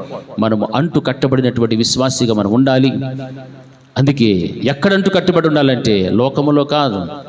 లోకములో అంటు కట్టబడి జీవిస్తే లోకం మనలో నుంచి కనిపిస్తుంది బయటికి. లోకానుసారమైన జీవితం ఉంటుంది, లోకానుసారమైనటువంటి ప్రవర్తన మనలో కనిపిస్తుంది. ఎందుకు? నువ్వు ఎక్కడ అంటు కట్టబడ్డావు? లోకములో అంటు కట్టబడితే లోకమే కనిపిస్తుంది, కానీ దేవుడు నీలో నుండి కనపడడు. అందుకే సారవంతమైన ఒలీవ చెట్టుకు నీవు అంటు కట్టబడి ఉంటే ఆ వేరు పరిశుద్ధమైనది. కాబట్టి పైన ఉన్న కొమ్మలు కూడా పరిశుద్ధమలే. హల్లెలూయా. హల్లెలూయా. అందుకే ఒలీవ చెట్టును గురించి పరిశుద్ధ గ్రంథంలో ఒక మాట వ్రాయబడుతుంది. న్యాయాధిపతుల గ్రంథంలో 9:8-9 వచనాల్లో చెట్లన్నీ కూడా కొన్ని వచ్చి తమ మీద రాజుగా ఉండాలని, పాలించాలని, ఏలాలని ఒలీవ చెట్టు దగ్గరకు వస్తే ఆ ఒలీవ చెట్టు ఇచ్చేటువంటి సమాధానం ఎలాగుందంటే, ఆ ఒలీవ చెట్టు చెప్తున్న మాట, దేవునిని మానవులను దేని వలన నరులు సన్మానించుదురో నా తైలము నీయక మాని చెట్ల మీద రాజునయ్యుండి ఇటు అటు ఊగుటకు నేను వచ్చేదనా. దేవునికి, మనుషునికి నా తైలము నేను ఇయ్యకుండా మానేసుకొని మీ మీద రాజుగా ఉండటానికి, ఇటు అటు ఊగటానికి నేను రాను. ఎందుకంటే నేను నా తైలమును ఇచ్చేటువంటి స్థితిలో నేనున్నా. అంటే ఇది ఏ చెట్టు? ఇది సారవంతమైనటువంటి చెట్టు. కాబట్టి ఆ సారవంతమైన చెట్టు తైలమునిస్తూ ఉంది. దేవునికి, మనుషులకును దేవుని సన్మానించడానికి ఆ తైలము నాలో నుండి వస్తుంది. కాబట్టి నేను మీ మీద రాజుగా ఉండటానికి నాకు ఎంత మాత్రమో ఇష్టం లేదు. ఎందుకంటే నాలో నుండి వచ్చే ఆ తైలము అది దేవుని కొరకు, మనుషులు దేవుని సన్మానించడం కొరకు అని వాక్యం బోధిస్తుంది. కాబట్టి నేను ఇటు అటు ఊగుచు నేను మాత్రము ఉండను. ఇది ఒలివ చెట్టు యొక్క స్థితి. అదే ఒలివ చెట్టుకు నిన్ను దేవుడు అంటు పెట్టుకున్నాడు అంటే నీలో కూడా అతిశయమైనటువంటి ఉండకూడదు. ఆయన రాజుగా ఉండమని ఆ చెట్లన్నీ చెప్తే ఆ ఒలివ చెట్టుకు అది ఒప్పుకోలేదు. ఎందుకంటే దాని పని అది చెయ్యాలి. అంతేకాని ఊర్లోటి పెత్తనాలన్నీ నాకు అవసరం లేదు, నీ మీద రాజుగా ఉండాల్సిన అవసరం లేదు, నిన్ను పరిపాలించాల్సిన అవసరం నాకు లేదు, నేను ఇటు అటు ఊగుచూ ఉండాల్సిన అవసరం నాకు లేనే లేదు. ఎందుకంటే నా ద్వారా ఏమొస్తుందంటే దేవునిని మానవులను దేని వలన నరులు సన్మానించుదురో ఆ నా తైలము నీయక మాని అని చెప్తున్నా. అంటే ఆ తైలము ఆ ఒలివ చెట్ల నుంచి వస్తుంది కాబట్టి నేను దాన్ని ఇవ్వటమే ఇవ్వాలి, దాన్ని మానుకునే పరిస్థితి నాకు రాకూడదు. హల్లెలూయా. నీ జీవితం ఎలాగుండాలంటే చిగురించే జీవితం ఉండాలి. నువ్వు ఆ చెట్టు కంటూ పెట్టుకున్నావు, నీలో నుండి తైలం అనేటువంటిది రావాలి. ఆ తైలం అనేటువంటిది నీలో నుండి వస్తే నువ్వు ఇక లోక సంబంధమైనటువంటి వాటిల్లో ఇటు అటు ఊగుచూ ఉండేటువంటి ఆ స్థితిలో నుండి దేవుడు నిన్ను బయటికి తీసుకొని వస్తాడు. ఇటు అటు పోకూడదు. ఎందుకంటే ఒకప్పుడు అడవిలో ఉంచివి, అడవిలోని తీసుకొని చిక్కటి దేవుడు నిన్ను అంటు కట్టుకున్నాడు. అంటు పెట్టబడినటువంటి నీ జీవితము ఆ ఒలివ చెట్టులో ఉన్నటువంటి గుణాలు ఏమిటి? దేవునిని, వాక్యం సెలవిచ్చినట్టుగా దేవునిని మానవులను ఆ తైలము ద్వారా సన్మానించాలి. కాబట్టి ఆ నా తైలము నీ యొక్క మాని చెట్ల మీద రాజునయ్యుండి ఇటు అటు ఊగుటకు నేను వచ్చేదనా. వెళ్ళకూడదు, అది వెళ్ళదు. ఎందుకంటే అది తైలం ఇచ్చేటువంటి చెట్టు. ఆ చెట్టుకు అంటు కట్టబడిన నీవు నిజముగా నీవే అయితే ఆ వేరు పరిశుద్ధమైనది, అందులో నుండి వచ్చే తైలము నీలో నుండి కూడా రావాలి. ఎప్పుడు నీవు పరిశుద్ధంగా మార్చబడినప్పుడు నీలో నుండి ఆ తైలము వస్తుంది. హల్లెలూయా. దేవునిని సన్మానించేటువంటి ఒక మంచి ఉపయోగకరమైన స్థితి దేవుడు నీకు ఇస్తాడు. అలాంటి జీవితం మనకు ఉండాలి. కానీ అంటు కట్టబడిన జీవితం కనుక మనలో లేకపోతే మనకు ఏ విధమైనటువంటి ప్రయోజనమో లేదు. కొన్ని కొమ్మలన్నీ కూడా నరికివేయబడ్డాయి, ఎవరి కోసమో కాదు, దేవుని యొక్క కృప నీ మీద ఉంది. కాబట్టి ఆ కృపను బట్టి దేవుడు నిన్ను ఆ స్థలములో అంటు కట్టుకోవడానికి, హల్లెలూయా, ఆయన నిన్ను అంటు కట్టుకోవడానికి కొన్ని కొమ్మలు నరికేశాడు. అవిధేయతో ఉన్న కొమ్మల్ని, సనిగి గొనిగిన కొమ్మల్ని, దేవుణ్ణి దుఃఖపెట్టిన కొమ్మల్ని నరికేసి ఆ స్థలములో దేవుడు నిన్ను తీసుకొచ్చి అంటుకట్టు. ఈ కొమ్మైనా పరిశుద్ధంగా బతుకుతుంది. ఎందుకున్నా నేను పరిశుద్ధుడను. ఈ వేరు పరిశుద్ధమైతే కొమ్మలు కూడా పరిశుద్ధములే. హల్లెలూయా. అది దేవుడు కోరుకుంటున్నాడు. ఆ కోరుకున్న జీవిత విధానము మనందరిలో కూడా ఉండాలి. అడవిలో ఉన్నటువంటి ఆ చెట్టుకు దేవుడు ఇంత గొప్ప కృప ఇస్తే ఈ రోజున అదే ఒలివ చెట్టుకు సాదృశ్యంగా మనకు దేవుడు అటువంటి కృపనే ఇచ్చినాడు. ఎంతోమందికి లేదు ఇంకా ఈ అవకాశం. దేవుడు మనల్ని ప్రేమించాడు, ఈరోజు ప్రేమించాడు, కొన్ని సంవత్సరాల క్రితం ప్రేమించాడు. కాబట్టి అందులో నుండి దేవుడు మనల్ని తీసుకొని వచ్చాడు, ఈ స్థలంలో దేవుడు పెట్టాడు. అంటు కట్టబడిన నీవు ఎలా ఉండాలంటే ఫలించు, చిగురించు. నీకు జీవమును దేవుడు ఆయనలో నుండి నీకు ఇస్తూ ఉన్నాడు. హల్లెలూయా. అది ఎక్కడో భూమి లోపలుండి పైన చెట్టుకి ఎలాగైతే ఎదిగింపు చేస్తూ వస్తుందో ఆ వేరు, అలాగే నీ దేవుడు నీ వెనకుండి నీకు కనుమరుగయ్యి ఆయన నీ ద్వారా కార్యాలు జరిగిస్తూ నిన్ను కనపరుచుకుంటున్నాడు లోకానికి. హల్లెలూయా. నీకు ఘనత వచ్చినట్లుగా ఆయన వెనక నుండి నిన్ను ప్రోత్సహిస్తున్నాడు, నిన్ను ఉజ్జీవింపజేస్తున్నాడు, నిన్ను బలపరుస్తున్నాడు, ఆత్మీయ మేళ్లతో నింపుతున్నాడు. ఆ నింపుతున్నటువంటి దేవునికి నీవు అనుకూలంగా బ్రతుకు. అవకాశము ఉన్నప్పటికీ కూడా పోగొట్టుకోవద్దు. ఆ అవకాశాన్ని పోగొట్టుకుంటూ ఉంటే అంటు కట్టబడ్డావన్న భ్రమలో ఉండి ఎండిపోయిన స్థితిలోకి వచ్చేంత వరకు కూడా తెలియదు. ఎండిపోకూడదు, కుళ్ళిపెట్టిన పరిస్థితులు రాకూడదు. అలా వస్తున్నాయంటే నీవు సారవంతమైన ఒలివ చెట్టుకు ఇంకా అంటు కట్టబడి లేవు. హల్లెలూయా, హల్లెలూయా, హల్లెలూయా, హల్లెలూయా. నా ప్రియమైనటువంటి దేవుని బిడ్డారా, నీవు ఉన్న స్థలములో నీవు ప్రార్థించినా, మాట్లాడినా, బోధించినా, ఏం చేసినా నీ ద్వారా దేవుడు గొప్ప గొప్ప కార్యాలు చేస్తాడు. ఎప్పుడు? నీవు అంటు కట్టబడినప్పుడు నీలో నుండి వచ్చేటువంటి ఆ ఫలభరితమైనటువంటి స్థితిని దేవుడు అనేక మంది ఎదుట నీ ద్వారా కనపరుచుకుంటాడు. అప్పుడు దేవునికి మహిమ, హల్లెలూయా, దేవునికి ప్రభావములు, దేవునికి ఘనత అన్నీ నీ ద్వారా దేవుడు అలా పొందుకుంటాడు. ఆయన నేరుగా వచ్చి పొందుకోవాలన్నా పొందుకోవచ్చు, కానీ నిన్నెందుకు ఏర్పాటు చేసుకున్నాడు? నీ ద్వారా నీ కుటుంబము ద్వారా దేవునికి ఏం చెందాలా? ఘనత, మహిమ, ప్రభావములు కలగాలి. అది దేవుని యొక్క ప్రణాళిక. మనమే అంటు కట్టబడి లేక ఉండింటే అడవిలో ఉండాల్సిన వాళ్ళం, అంటే లోకంలోనే ఇంకా బ్రతుకుతూ ఉండాల్సిన వాళ్ళం. లోకాశల్లో మునిగిపోయి, లోక ఇచ్చలతో పడిపోయి, లేకపోతే ఇంకోటి ఏమేమి అయిపోయి నశించిపోయి ఎండిపోయిన స్థితిలో ఉండేవాళ్ళం. అయితే దేవుడు అక్కడి నుండి మళ్ళీ వేరుపరుచుకున్నది ఎందుకు, ఆయన యొద్దకు సమీపంగా తెచ్చుకున్నది ఎందుకు అంటే, ఆయనతో పాటు అంటు కట్టబడి ఉంటే మీరు ఇంకా ఏమవ్వాలని, బహుగా ఫలించాలి. హల్లెలూయా. మీరు ఫలించటానికి, బహుగా ఫలించటానికి దేవుడు నీ మీద చేసినటువంటి ప్రణాళిక. హల్లెలూయా. ఆ ప్రణాళికను బట్టి నీవు ఎంతగా నీవు దేవునిలో అంటు పెట్టబడిపోయి ఉంటావో, ఆయనతో పాటు కలిసిపోయినట్టు జీవితం నీలో ఉంటుందో, ఆ కలిసిపోయినట్టు జీవితాన్ని బట్టే నీలో అభివృద్ధి అనేటువంటిది కనిపిస్తుంది. హల్లెలూయా. దేహ సంబంధమైన అభివృద్ధి కాదు. ఏ సంబంధమైంది? ఆత్మ సంబంధమైనది, పర సంబంధమైన అభివృద్ధి నీలో కనిపిస్తారు. అప్పుడు దేవుడు ఆకలిగా వస్తే ఆయన కావలసిన ఫలాలన్నీ కూడా మనలోనే ఉంటాయి. ఆయన కావాల్సిన ఫలాలన్నీ మనలో ఉన్నాయి అంటే ఇక దేవుడు మన ఫలాలు భుజించక ఎక్కడికైనా వెళ్తాడా? ఎక్కడికి వెళ్ళడు. మంచి ద్రాక్షలు మనం ఫలిస్తే అక్కడికే వస్తాడు. కారు ద్రాక్షలు ఉంటే పక్కకి వెళ్ళిపోతాడు. హల్లెలూయా. ఒక రోజున చేదు చిరకను మన కోసం తాగడలేదా? చేదు చిరక ఎక్కడ? మన పాపముల కోసము శ్రమ అనుభవిస్తూ, సిలువలో వేలాడుతూ, రక్తము ధారలుగా కారుతూ, శరీరం అంతా నలగొట్టబడిన స్థితిలో దాహం వేస్తుందంటే వారు చేదు చిరకను అందించినారు. ఏమిటి? ఎవరి కోసమో చెప్పాలి గట్టిగా. ఎవరి కోసమో? ఆ రోజు ఆయన చేదు చిరకను అందించారు. అయితే ఈ రోజున దేవుడు నీకు మంచి శ్రేష్టమైన జీవితాన్ని, ఆయన చేతులు తీసుకొని నీకు మంచి జీవితాన్ని ఇచ్చినాడు. ఆయన సిలువలో ప్రాణం పెట్టి నీకు మంచి జీవితాన్ని ఇవ్వటానికి ఆయన వేరుగా లోపలికి వెళ్ళిపోయి కనపడకుండా నిన్ను దేవుడు మహింపరుస్తున్నాడు. నీ ద్వారా ఆయన మహిం పొందుకుంటున్నాడు. హల్లెలూయా. ఆ విధముగా మన యొక్క జీవితములు దేవునితో అంటు కట్టబడి ఉండాలి. నీవు నిజముగా దేవుని యందు భయము భక్తి కలిగి ఉంటే ఎన్ని నిందలు వచ్చినా, అవమానములు వచ్చినా, శోధనలు వచ్చినా నువ్వు చెప్తావు, నాకు కూడా ఒక వేరు ఉంది. హల్లెలూయా. నాకు ఒక వేరు ఉంది, అది పరిశుద్ధమైనది, అది బలమైనటువంటిది. ఆ పరిశుద్ధమైన వేరు ఉంది కాబట్టి నేను పరిశుద్ధుడనే, పరిశుద్ధురాలనే అని నువ్వు ధైర్యంగా నువ్వు చెప్తావు. నీకు ఆ వేరు ఉంది, నువ్వు చెప్పకపోతున్నావునంటే నువ్వు మరొక చోట ఏమైపోయి ఉన్నావు? అంటు పెట్టుకొని ఉన్నావు.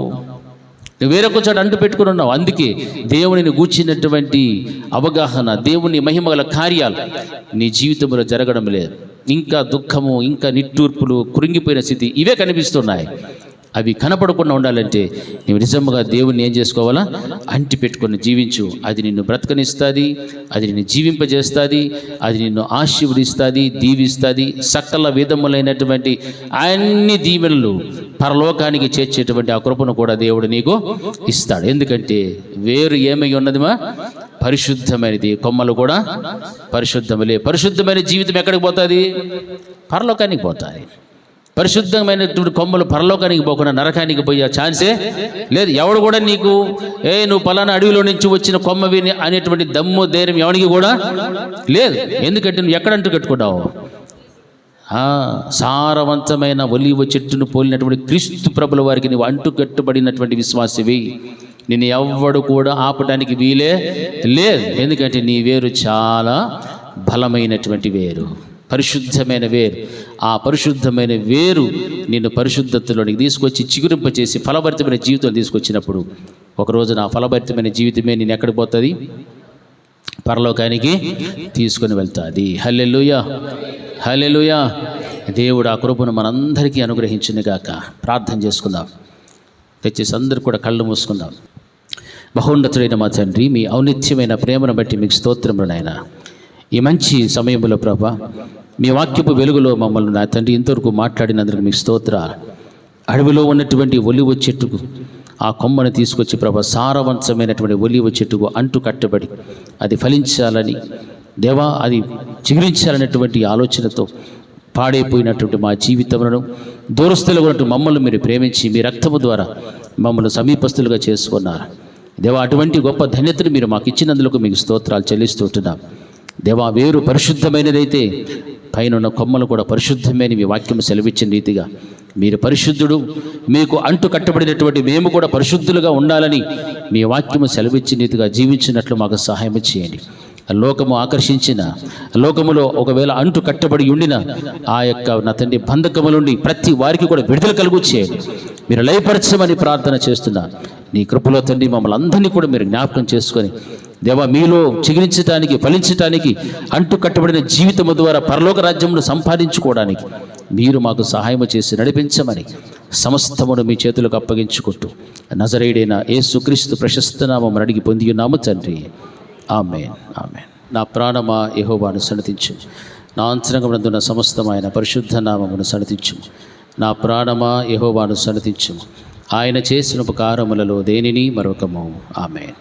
మన తండ్రి అయిన దేవుని ప్రేమయు, ఆయన కుమారుడైన యేసుక్రీస్తు యొక్క కృపయు, పరిశుద్ధాత్మ దేవుని యొక్క అన్యోన్య సహవాసం ఇప్పుడు ఎల్లప్పుడూ నిత్యం నిరంతరం సదాకాలం ఆయన కృపా సమాధానం మనకు, మన కుటుంబములకు తోడేవుని నడిపించునుగాక. ఆమేన్, ఆమేన్. అందరికీ వందనాలు.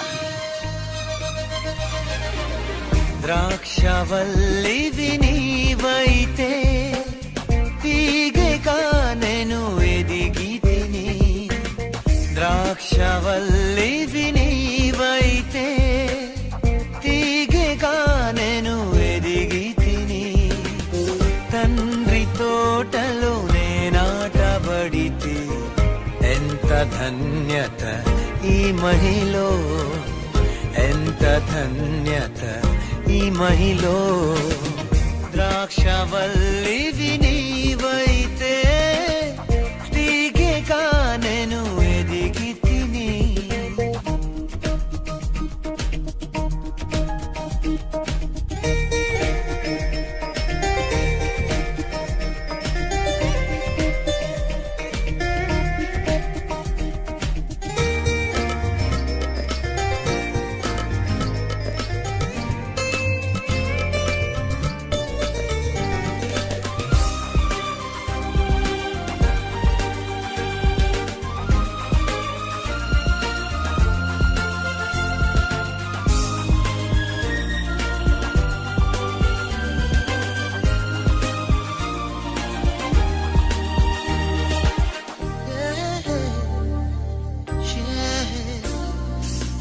చల్లగాలులు వీచగా, కాంతి కిరణాలు ప్రసరించగా, చల్లగాలులు వీచగా, కాంతి కిరణాలు ప్రసరించగా, నీతి సూర్యుని నిజ కాంతిలోన తేజరిల్లెడి బ్రతుకు తోడ, రక్షణ తోటలో విరివిగా పెరిగి నీతియోరన నిలిచితిని, నీతియోరన నిలిచితిని.